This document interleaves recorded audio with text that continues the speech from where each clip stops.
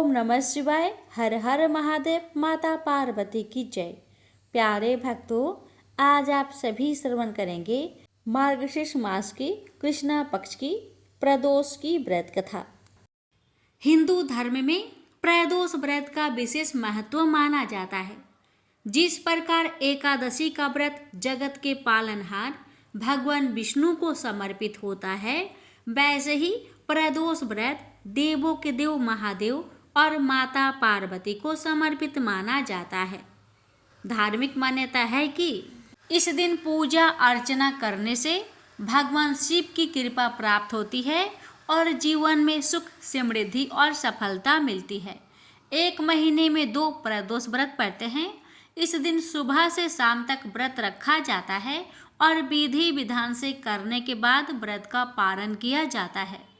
इस साल मार्गशीर्ष मास कृष्णा पक्ष की त्रयोदशी की शुरुआत 28 नवंबर दिन गुरुवार को सुबह 6:23 पर होगी। इस तिथि का समापन 29 नवंबर को सुबह 9:43 पर होगा। ऐसे में उदया तिथि के अनुसार 28 नवंबर गुरुवार को प्रदोष व्रत रखा जाएगा। इस दिन गुरुवार होने के कारण इसे गुरु प्रदोष व्रत कहा जाएगा। मार्गशीर्ष में प्रदोष व्रत के दिन इस दिन सौभाग्य योग बन रहा है, जो 28 नवंबर के दिन शाम 4:01 तक रहेगा। इस दौरान चित्रा नक्षत्र का संयोग का निर्माण भी होगा।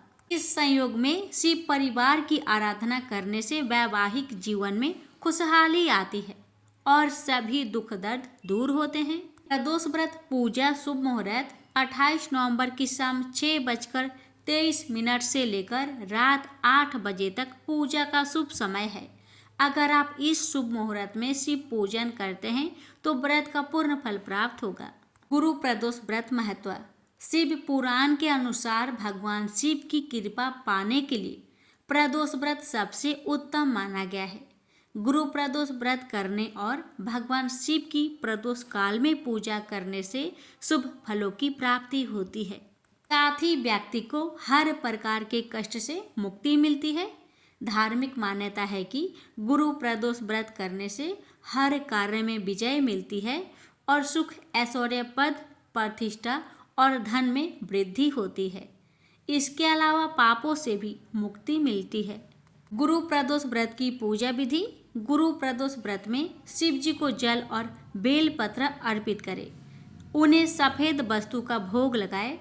शिव मंत्र ओम नमः शिवाय का जाप करें। रात के समय भी शिव जी के समक्ष घी का दीपक जलाकर शिव मंत्र जाप करें। रात्रि के समय 8 दिशाओं में 8 दीपक जलाएं। इस दिन जलाहार और फलाहार ग्रहण करना उत्तम होगा। नमक और अनाज का सेवन ना करें। उपाय। गुरु प्रदोष व्रत के दिन सुबह स्नान के जल में 7 चुटकी हल्दी डालकर स्नान करें। अपने घर की उत्तर पूर्व दिशा में मिट्टी के बर्तन में जल भरकर रखें। समय समय पर इसे बदलते रहे।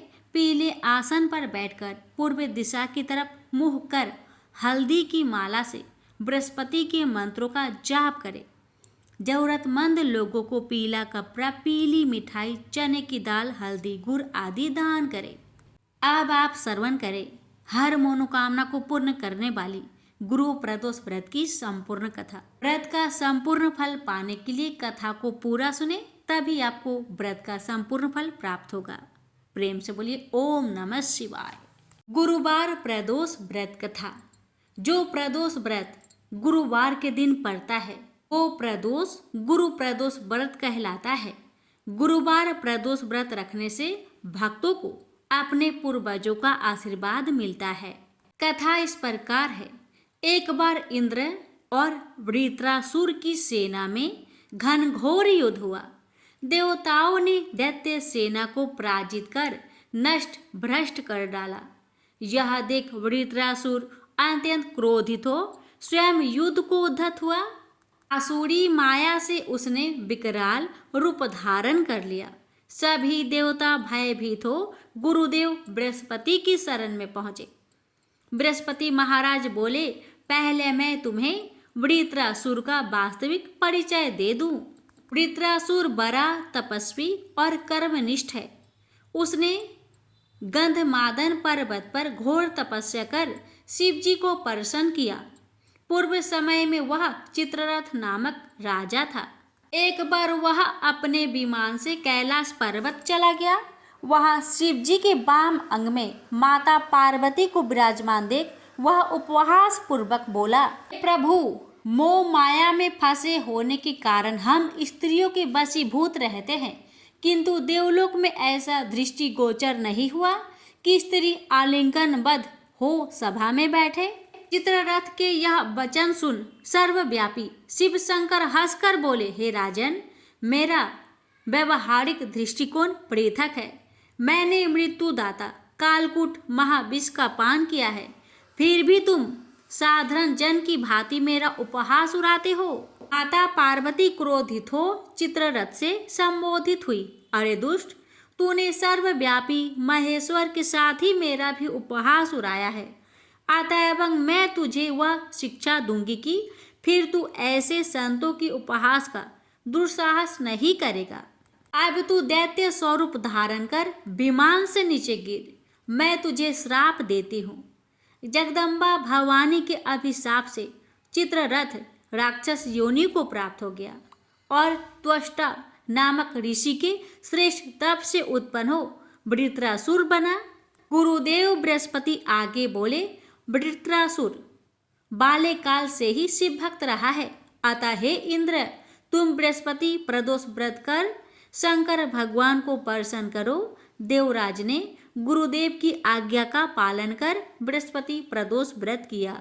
गुरु प्रदोष व्रत के प्रताप से इंद्र ने शीघ्र ही वृत्रासुर पर विजय प्राप्त कर ली और देवलोक में शांति छा गई। बोलिए उमापति शंकर भगवान की जय।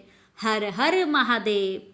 स्कंद पुराण में वर्णित एक कथा के अनुसार प्राचीन काल में एक विधवा ब्राह्मणी अपने पुत्र को लेकर भिक्षा लेने जाती थी और संध्या को लौटती थी। एक दिन जब वह भिक्षा लेकर लौट रही थी तो उसे नदी किनारे एक सुंदर बालक दिखाई दिया जो विदर्भ देश का राजकुमार धर्मगुप्त था। शत्रुओं ने उसके पिता को मारकर उसका राज्य हड़प लिया था। उसकी माता की भी मृत्यु अकाल हुई थी। ब्राह्मणी को उस बालक को देखकर बहुत दया आई और उसने उस बालक को अपना लिया और उसका पालन पोषण किया। कुछ समय पश्चात ब्राह्मणी दोनों बालक के साथ देवयोग से देव मंदिर में गई। वहां उनकी भेंट ऋषि सांडल्य से हुई। ऋषि सांडल्य ने ब्राह्मणी को बताया कि जो बालक उन्हें मिला है वह विदर्भ देश का राजा का पुत्र है जो युद्ध में मारे गए थे और उनकी माता को ग्रह ने अपना भोजन बना लिया था। ऋषि सांडल्य ने ब्राह्मणी को प्रदोष व्रत करने की सलाह दी। ऋषि आज्ञा से दोनों बालकों ने भी प्रदोष व्रत करना शुरू कर दिया। एक दिन दोनों बालक वन में घूम रहे थे, तभी उन्हें कुछ गंधर्व कन्याएं नजर आई। ब्राह्मण बालक तो घर लौट आया, किंतु राजकुमार धर्मगुप्त अंशुमति नाम की गंधर्व कन्या से बात करने लगे। गंधर्व कन्या और राजकुमार एक दूसरे पर मोहित हो गए। कन्या ने विवाह हेतु राजकुमार को अपने पिता से मिलवाने के लिए बुलवाया।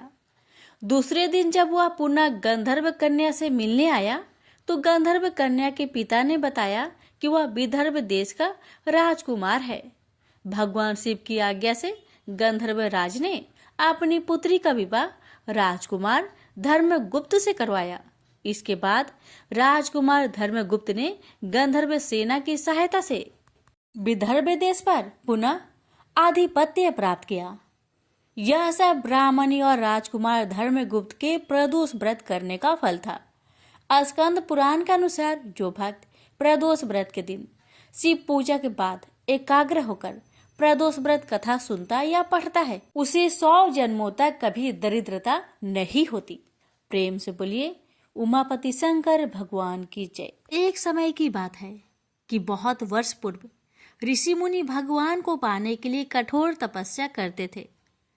यह तपस्या कैसी रहती थी? एक पांव पर खड़े होकर नमस्कार की मुद्रा में भगवान का नाम जप करना, पानी में नमस्कार की मुद्रा में खड़े रहकर अखंड भगवान का नाम जप करना। हिमालय जैसे पर्वत पर जाकर अंत ठंड में एक ही जगह अनेक वर्ष तक बैठकर नाम जप करना। इस प्रकार तपस्या की जाती थी। तपस्या के समय न कुछ खाया जाता था, न ही पिया जाता था। इसी प्रकार कठोर तपस्या करने के बाद भगवान भक्त पर प्रसन्न होकर उन्हें आशीर्वाद देते थे। इसी प्रकार भगवान शंकर को पति रूप में पाने के लिए माता पार्वती कठोर तपस्या कर रहे थे। तपस्या के समय वह भगवान के चिंतन में ध्यान मग्न बैठे थे। उनकी तपस्या पूर्ण होने ही वाली थी कि उसी समय उन्हें एक बालक के डूबने की चीख सुनाई दी। माता तुरंत उठकर वहां पहुंची। उन्होंने देखा एक मगरमच्छ बालक को पानी के अंदर खींच रहा है। वह बालक अपने प्राण बचाने के लिए बहुत प्रयास कर रहा था तथा मगरमच्छ उसे खाने का प्रयास कर रहा था। अंततः करुणामयी माता पार्वती को बालक पर दया आई। माता ने मगरमच्छ से निवेदन करते हुए कहा, बालक को छोड़ दो, इसे आहार न बनाओ। उस पर मगरमच्छ बोला, माता यह मेरा आहार है। मुझे हर छठे दिन भूख मिटाने के लिए जो पहले मिलता है वह मेरा आहार होता है। मेरा आहार ब्रह्मा ने निश्चित किया है। माता पार्वती ने फिर कहा, आप इसे छोड़ दो, मैं इसके बदले अपनी तपस्या का फल आपको दूंगी। पार्वती माता ने बालक के प्राणों की रक्षा के लिए अपनी कठोर तपस्या का फल दांव पर लगाया। मगरमच्छ ने भी उसे स्वीकार किया। पार्वती माता ने उसी समय संकल्प किया और अपनी पूरी तपस्या का फल उस मगरमच्छ को दे दिया। मगरमच्छ को माता के तपस्या का फल प्राप्त होने के कारण वह सूर्य के जैसे चमक उठा। उसकी बुद्धि में शुद्ध हो गई। उसने कहा, माता आप अपना पुण्य वापस ले लीजिए, मैं इस बालक को छोड़ दूंगा। माता ने तो वचन दिया था, इसलिए उन्होंने तपस्या का फल वापस लेने से मना कर दिया और वह बालक को गोद में लेकर ममता से दुलारने लगी। बाद में माता ने उस बालक को उसके घर सुरक्षित लौटा दिया और वे अपने स्थान पर वापस आ गई। भगवान शिव जी को प्राप्त करने हेतु उन्होंने पुनः तप करना आरंभ कर दिया। उसी समय भगवान शिव जी माता पार्वती के सामने प्रकट हो गए। भगवान शिव जी उन्हें बोले, पार्वती अब तुम्हें तप करने की आवश्यकता नहीं है। हर प्राणी में मेरा ही वास है। तुमने उस मगरमच्छ को अपने तप का जो फल दिया है वह मुझे ही प्राप्त हुआ है, इसलिए तुम्हारे तप का फल अनंत गुना हो गया है। तुमने करुणा और ममता से द्रवित होकर बालक की रक्षा की, इसलिए मैं तुम पर प्रसन्न हूँ और तुम्हें अपनी पत्नी के रूप में स्वीकार करता हूँ। प्रेम से बोलिए उमापति शंकर भगवान की जय। एक समय की बात है, एक क्षेत्र में पुत्र की प्राप्ति हेतु भगवान शिव से आज्ञा लेकर पार्वती ने 1 वर्ष तक चलने वाले पुण्य व्रत का समापन किया। व्रत की समाप्ति पर पुरोहित सनत कुमार ने देवी पार्वती से कहा, सुव्रते मुझे दक्षिणा चाहिए। पार्वती ने मुंह मांगी दक्षिणा देने का वचन दिया। फिर क्या था, पुरोहित बने सनत कुमार ने अस्वाभाविक दक्षिणा की याचना की। देवी इस व्रत में दक्षिणा स्वरूप मुझे अपने पति को दीजिए। यह सुनते ही देवी पार्वती पर जैसे वज्रपात हुआ। वो व्याकुल होकर विलाप करती हुई मूर्छित हो गई। पार्वती को मूर्छित देखकर ब्रह्मा, विष्णु और मुनियों को हंसी आ गई। उन्होंने पार्वती को समझाने के लिए भगवान शिव को भेजा। पार्वती की मूर्छा टूटने पर शिव ने उन्हें समझाया, हे देवी, देव कार्य, पितृ कार्य या नित्य नैमित्तिक जो भी कार्य दक्षिणा से रहित होता है निष्फल हो जाता है। उस कर्म से दाता कालसूत्र नामक नगर में गिरता है। इसके बाद वह दीन होकर शत्रुओं से पीड़ित होता है। ब्राह्मण को संकल्प की हुई दक्षिणा उस समय न देने से वह बढ़कर कई गुना हो जाती है। भगवान विष्णु और ब्रह्मा ने पार्वती से धर्म रक्षा के लिए अनुरोध किया। धर्म ने भी समझाया, देवताओं ने भी कहा, मुनियों ने भी दक्षिणा देने की प्रेरणा दी, फिर भी पार्वती चुप रही। तब सनत कुमार ने कहा, हे शिवे, या तो आप मुझे दक्षिणा में अपने पति को प्रदान कीजिए या अपने दीर्घकालीन कठोर तप का फल भी त्याग दीजिए। इस महान कर्म की दक्षिणा न मिलने पर मैं इस दुर्लभ कठोर व्रत का फल ही नहीं, आपके समस्त कर्मों का फल भी प्राप्त कर लूंगा। उद्गन होकर पार्वती ने कहा, पति से वंचित हो जाने वाले कर्म से क्या लाभ? दक्षिणा देने तथा धर्म और पुत्र की प्राप्ति से मेरा क्या हित होगा? पृथ्वी देवी की उपेक्षा कर वृक्ष की पूजा करने से क्या प्राप्त हो सकेगा?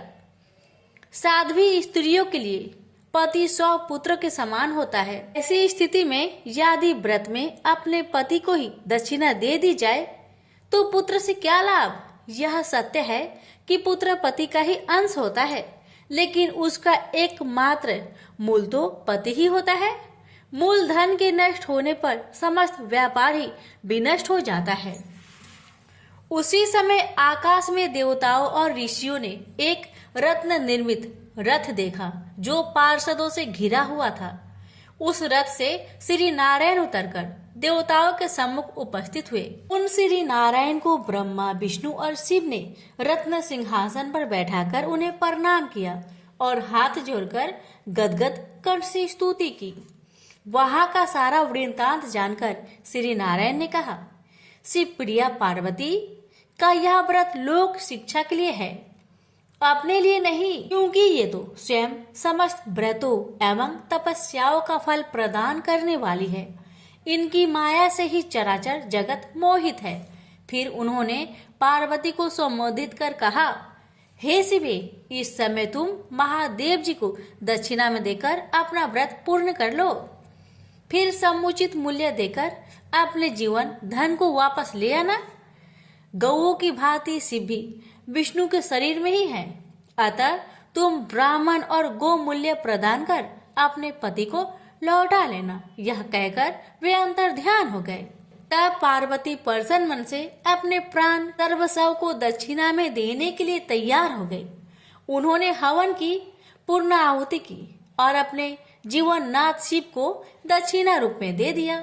इसके बाद उन्होंने पुरोहित सनत कुमार से निवेदन किया, हे ब्रिब्बर, गौ का मूल्य मेरे पति के बराबर है। मैं आपको अत्यंत सुंदर 1 लाख गौ प्रदान करूंगी। इसके बदले में आप मेरे जीवन सर्वस्व को लौटा दीजिए। प्राणनाथ के मिल जाने पर मैं पुनः ब्राह्मणों को विपुल दक्षिणाएं प्रदान करूंगी। तब सनत कुमार ने पार्वती से कहा, हे देवी, मैं ब्राह्मण हूँ, मैं 1 लाख गौ लेकर क्या करूंगा? इस दुर्लभ रत्न के सामने 1 लाख गौ की क्या तुलना है? मैं इन्हें साथ लेकर त्रिलोक में भ्रमण करूंगा। उस समय समस्त बालक उन्हें देखकर प्रसन्नता पूर्वक ताली बजा बजाकर अट्ठास करेंगे। कहने के साथ ही सनत कुमार ने भगवान शिव को अपने पास बैठा लिया। यह सुनकर पार्वती जलहीन मछली की भांति छटपटाने लगी। उन्होंने मन ही मन सोचा, कैसा दुर्भाग्य है मेरा कि मुझे ना तो अभिष्ट देव का दर्शन ही हुआ और ना ही व्रत का फल प्राप्त हो सका। आधीर होकर वे अपने प्राण त्यागने के लिए प्रस्तुत हो गई। अकस्मात उसी समय आकाश में तेज समूह प्रकट हुआ। उस तेज समूह को देखकर पार्वती ने उससे अपने ऊपर दया करने को कहा और उस महान तेजो राशि के मध्य विश्व मोहन श्री कृष्ण स्वरूप का दर्शन किया। ऐसे भुवन मोहन अनूप रूप को देखकर भगवती पार्वती उसी के सदृश पुत्र की कामना करने लगी और उसी क्षण उन्हें वह वर भी प्राप्त हो गया। तदंतर वह तेज वही तिरोहत हो गया। तब देवताओं ने ब्रह्मा पुत्र सनत कुमार को समझाया। सनत कुमार ने दिगंबर शिव को उनकी प्राणेश्वरी पार्वती को लौटा दिया। तो प्रेम से बोलिए उमापति शंकर भगवान की जय।